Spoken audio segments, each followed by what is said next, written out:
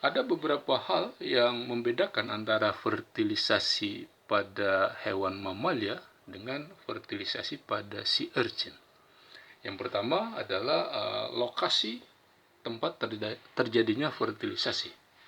Fertilisasi pada sea urchin itu terjadi di luar tubuh atau terjadi fertilisasi eksternal karena gamet jantan dan gamet betina dikeluarkan dari tubuh hewan jantan hewan betina tadi, sehingga pembuahan atau fertilisasinya terjadi di luar tubuh, external fertilization. Sementara pada hewan mamalia fertilisasinya terjadi di dalam tubuh, tepatnya di dalam saluran reproduksi betina. Nah, perbedaan lain adalah populasi spermanya. Pada sea urchin, di lokasi tempat terjadinya fertilisasi itu bisa dihuni oleh banyak sperma yang berasal dari spesies yang berbeda, sehingga harus ada mekanisme tertentu yang menjamin agar hanya gamet dari spesies yang sama yang akan melakukan fertilisasi. Nah, disitulah fungsi kemuatraktan seperti risek yang ditemukan pada Arbacia punctulata. Nah, perbedaan lain adalah transportasi gametnya.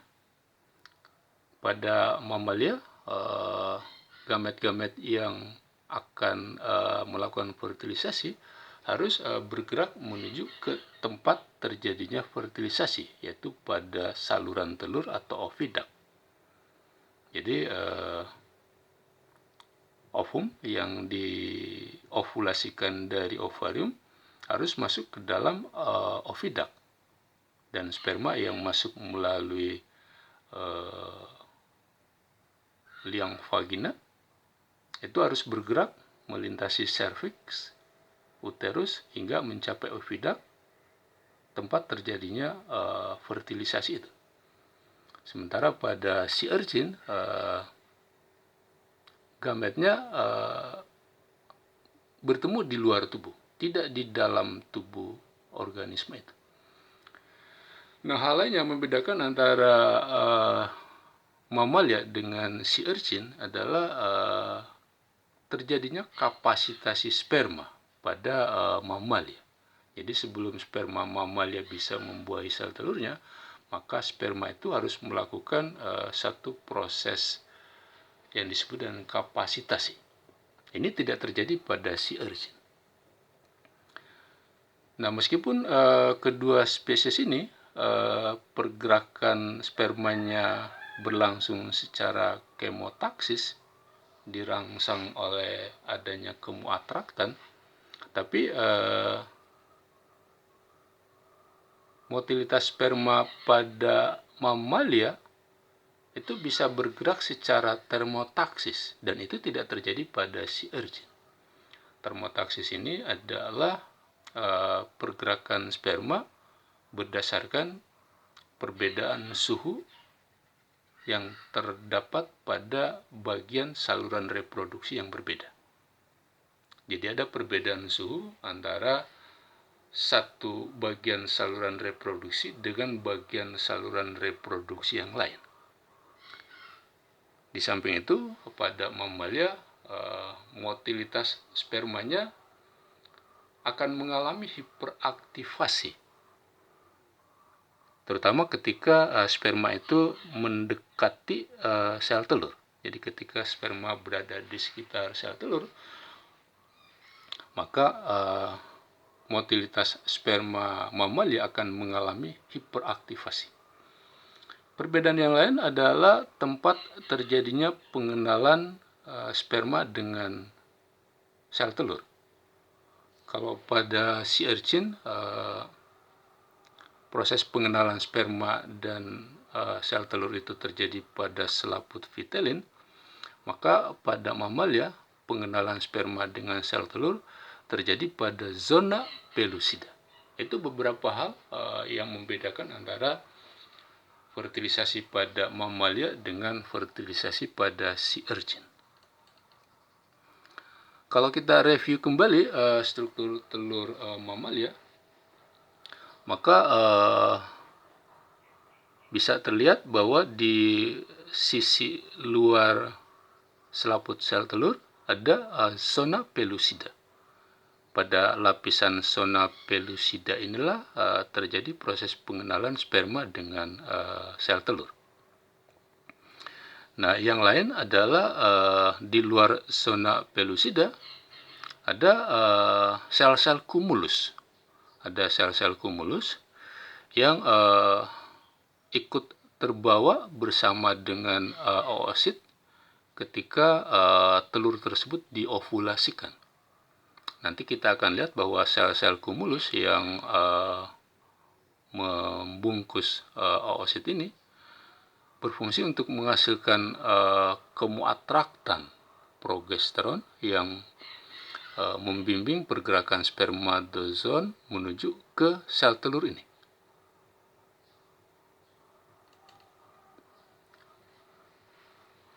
Nah, telur yang diovulasikan, yang dibungkus oleh sel-sel kumulus ini nanti akan ditangkap oleh juluran yang ada pada ujung oviduct ini, namanya fimbria. Jadi gerakan fimbria yang ada di ujung oviduct ini akan membantu oosit yang diovulasikan agar tidak jatuh ke dalam rongga tubuh, tapi masuk ke dalam oviduct ini. Nah, setelah sampai di oviduct, nanti kemudian sel telur itu akan bergerak menuju ke uterus, dibantu oleh gerakan silia yang ada di sepanjang sisi dalam oviduct ini.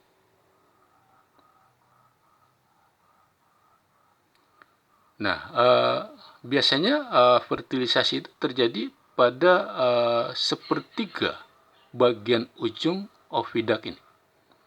Sepertiga bagian ujung oviduct biasa disebut dengan ampula. Jadi kalau ada sperma yang masuk melalui vagina, maka sperma itu harus bergerak melintasi serviks, kemudian uterus, kemudian menuju ke ampula oviduct. Karena pembuahan atau fertilisasi terjadinya pada bagian ampula oviduct ini.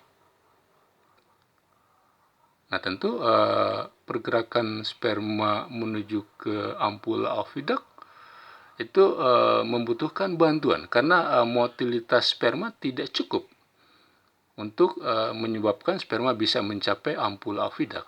Oleh karena itu, gerakan sperma yang ada di sini harus dibantu oleh kontraksi otot-otot uterus.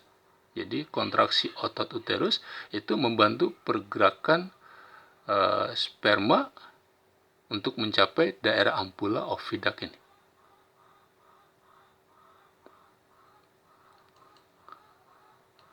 Nah, nanti ketika sperma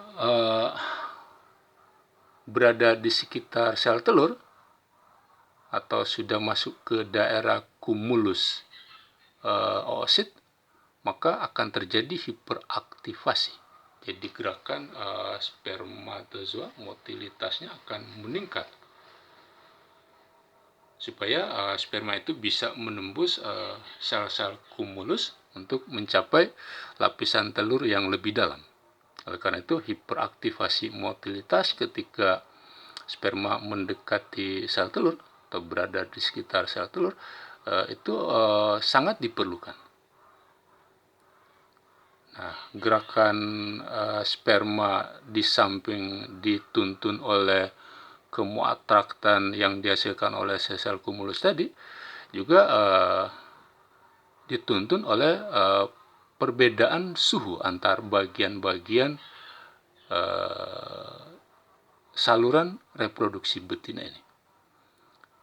Hasil penelitian menunjukkan bahwa suhu yang ada di pangkal oviduct ini itu lebih rendah sekitar 2 derajat dibandingkan dengan suhu yang ada di daerah ampula. Nah, perbedaan suhu antara kedua bagian itu yang kemudian ikut menuntun pergerakan sperma menuju ke telur yang ada di daerah ampula ini. Nah, pergerakan yang dibimbing oleh perbedaan suhu ini yang disebut dengan termotaksis. Nah, kalau yang dibimbing oleh kemoatraktan progesteron itu yang disebut dengan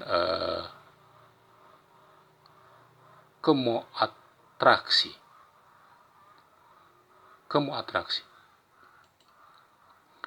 Nah, ini adalah gambaran sederhana proses yang terjadi selama telur dan sperma berada di saluran reproduksi.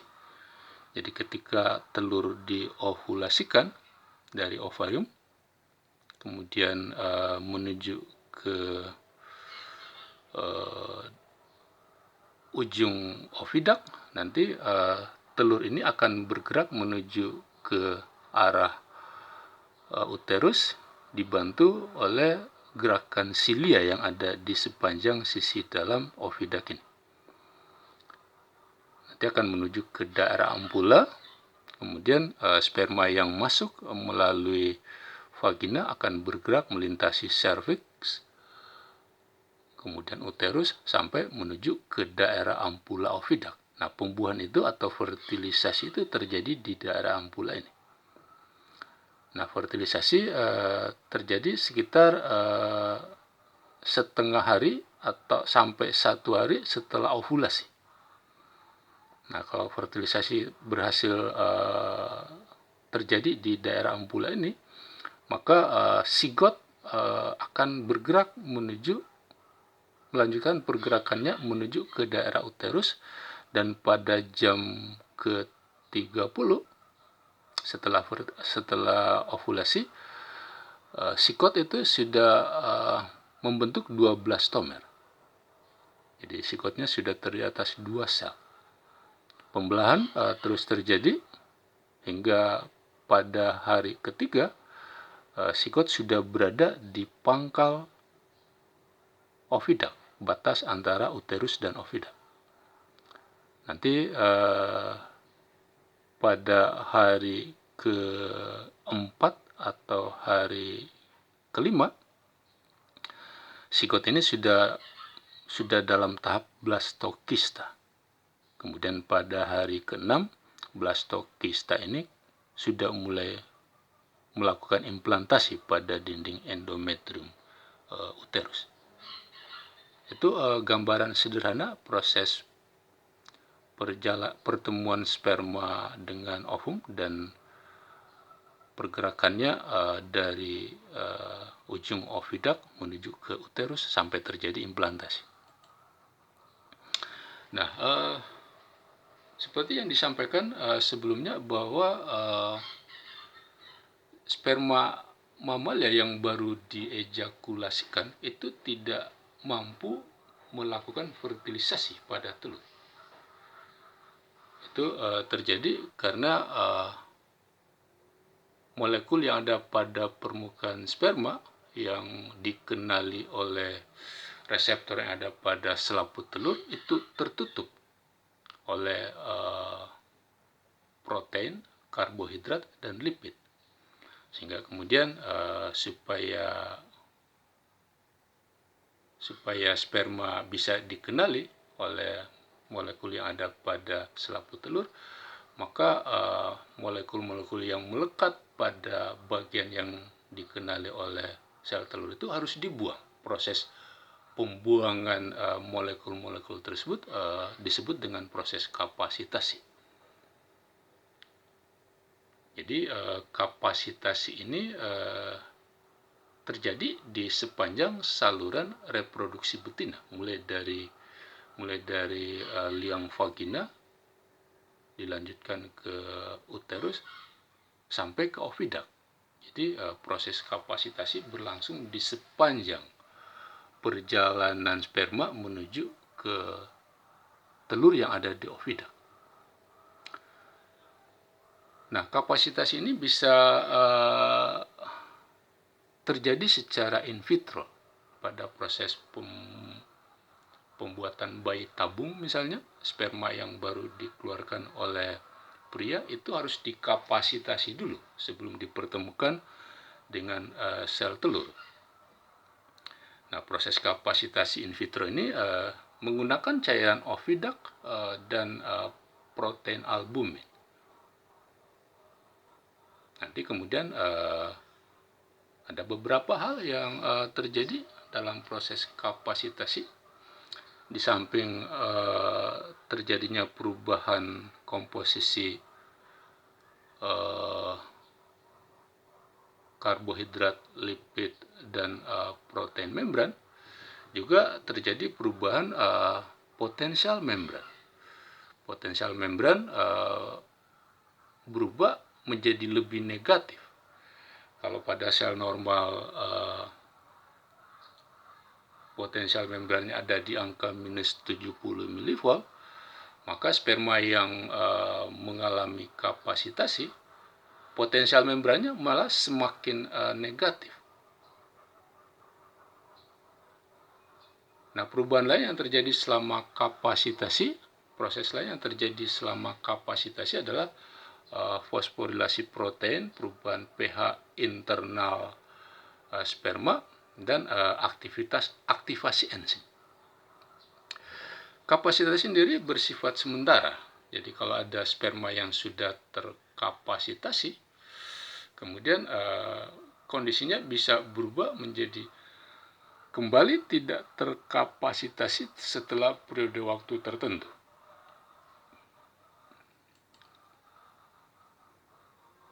Nah, hasil penelitian yang dilakukan menunjukkan bahwa kehamilan itu berasal terjadi akibat hubungan kelamin yang berlangsung selama 6 hari berturut-turut. Hari ke-6 kopulasi itu bertepatan dengan hari terjadinya ovulasi. Jadi kehamilan itu bisa terjadi kalau kopulasi dilakukan 6 hari berturut-turut dan hari ke-6 kopulasi bertepatan dengan terjadinya ovulasi. Ini mengindikasikan bahwa supaya sperma untuk mencapai ampula tempat terjadinya fertilisasi, sperma itu butuh waktu sekitar 6 hari.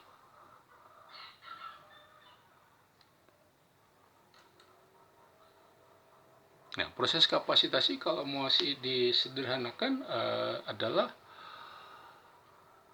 membuang molekul yang melekat pada ujung struktur yang ada di sini.